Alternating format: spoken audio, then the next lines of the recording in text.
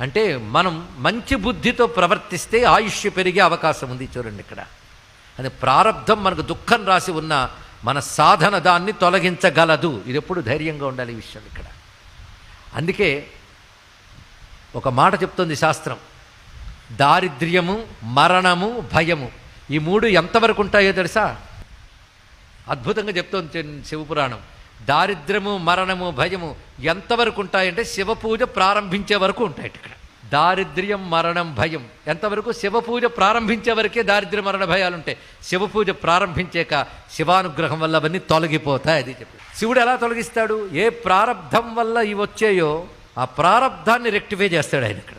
అందుకే ఈయనకి బాగా అలవాటు చేసిందని చిన్నపిల్లవాడికి భగవత్ పూజ అలవాటు చేశాడు, మంత్రజపం అలవాటు చేశాడు, శుద్ధిగా సకాలంలో నిద్ర లేవడం, మంచి అలవాట్లు ఇవన్నీ చేశాడు. అంటే మీరు ప్రారబ్ధంలో అకాలం